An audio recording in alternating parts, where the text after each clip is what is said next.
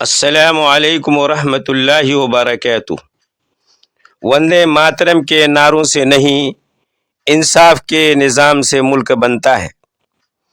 معزز سامعین، آج میں آپ سے ایک ایسا سوال پوچھنا چاہتا ہوں جس نے پورے ملک کو دو حصوں میں بانٹ دیا ہے۔ ٹی وی اسکرینوں پر چیخو پکار ہے، سوشل میڈیا پر طوفان ہے، پارلیمنٹ سے لے کر گلی کوچوں تک شور ہے۔ سوال یہ نہیں کہ وندے ماترم اچھا ہے یا برا، اصل سوال یہ ہے کیا وندے ماترم کہنے سے ملک کی حالت بدل جائے گی؟ ذرا رکیے، غور سے سنیے، بات جذبات کی نہیں حقیقت کی ہے۔ ملک نعروں سے نہیں، نظام سے چلتا ہے۔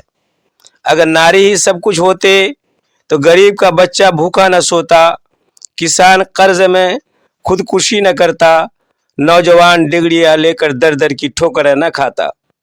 کیا کبھی ہم نے سنا وندے ماترم کہنے سے اسپتال بن گئے؟ وندے ماترم سے اسکولوں میں استاد آ گئے؟ وندے ماترم سے عدالتوں میں انصاف تیز ہو گیا؟ نہیں، یہ سب انصاف، نیت اور دیانت سے ہوتا ہے۔ تاریخ کا سچ بھائیوں، تاریخ گواہ ہے، قومیں اخلاق سے اٹھتی ہیں، ریاستیں عدل سے مضبوط ہوتی ہیں۔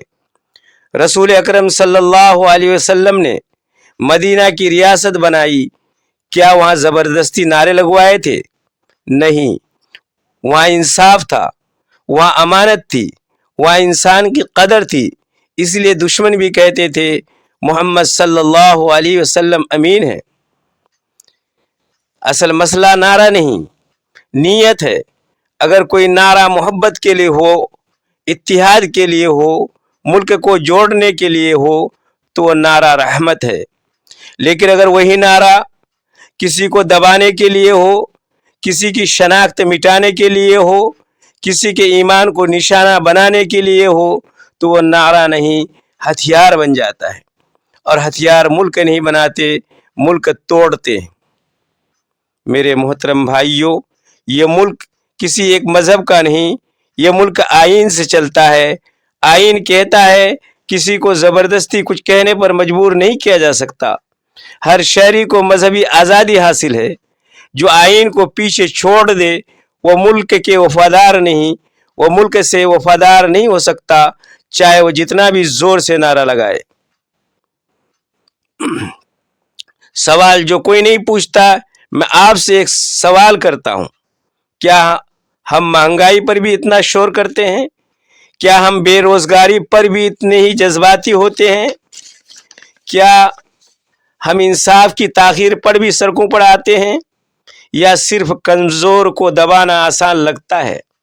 یاد رکھیے، جس ملک میں سوال پوچھنے پر غداری کی سرٹیفکیٹ بانٹے جائے وہ ملک خطرے میں ہوتا ہے۔ محبت دل سے ہوتی ہے، ڈنڈے سے نہیں۔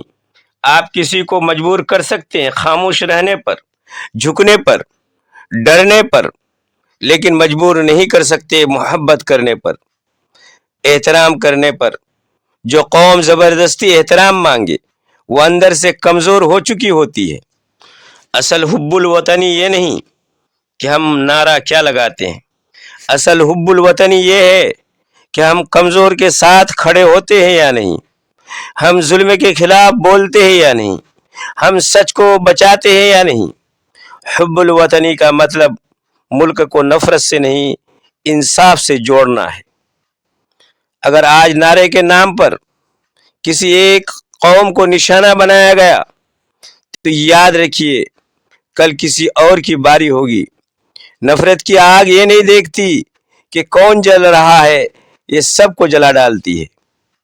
بھائیوں اور بہنوں، وندے ماترم ہو یا کوئی اور نعرہ، اگر اس کے ساتھ انصاف نہ ہو، اخلاق نہ ہو، انسانیت نہ ہو تو وہ نعرہ صرف شور ہے، ملک کی خدمت نہیں۔ ملک بدلے گا انصاف سے، سچ سے، آئین کی پاسداری سے، ورنہ نعرے بدلتے رہیں گے اور ملک کے زخم گہرے ہوتے جائیں گے۔ سامعین، اگر یہ باتیں آپ کے دل کو بھاتی ہوں تو ویڈیو کو لائک کریں، شیئر کریں، چینل کو سبسکرائب ضرور کر دیں۔